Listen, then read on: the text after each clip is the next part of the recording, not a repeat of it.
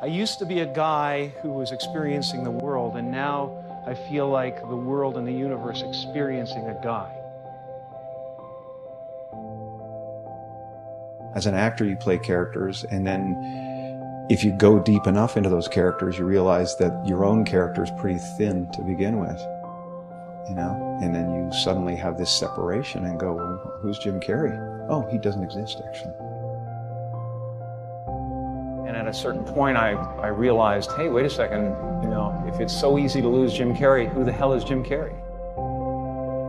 There's just a relative manifestation of consciousness appearing, and then somebody gave him a bunch of ideas. They gave him a name and a religion and a nationality, and he clustered those together into something that's supposed to be a personality. And it doesn't actually exist. And none of that stuff, if you drill down, is real. And so you see behind the stage, too, there is the green room, where after the play is over and before it begins, the masks are taken off. Dressing happens, doing hair happens, interviewing happens, and it happens without me, without the idea of it.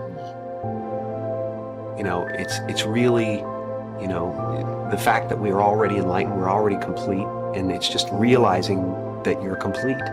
Once you realize you're complete, then this life and everything in it becomes a play of form, something to toy with and play with and make something good out of. It's what's happening right now inside everybody is they're going, who am I? And they're depressed, you know, a lot of people, because they're trying to hold up an image in the world. And that's what depression is. You know, people go like, oh, Jim's been depressed and stuff. Well, yeah, I was depressed when I was trying to be the Wizard of Oz instead of the sweaty guy behind the curtain. But now I know that Oz is a character, you know. Everybody walks around and they go like, why am I depressed? Well, it's because you're trying to be something for the world, you know. And as soon as you know, let that go, better things happen. Because they're just happening. And there's been a series of kind of awakenings I've had in my life, and you know, people chalk it up to depression and all that stuff. I think that, you know, grief and sadness and all those things are the ticket home to nothing. I think that was a part of the process. There's been several other awakenings, and yet still I have a lot of egoic attachments that pull my attention and focus.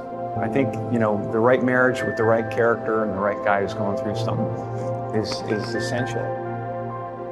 And so that behind the scene, that is to say, in reality, under the surface, you are all the actor.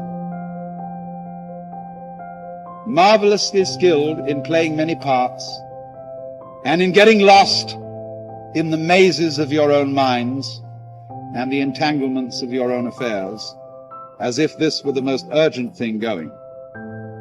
But behind the scenes, in the green room, you always have a very tiny sneaking suspicion that you might not be the you that you think you are.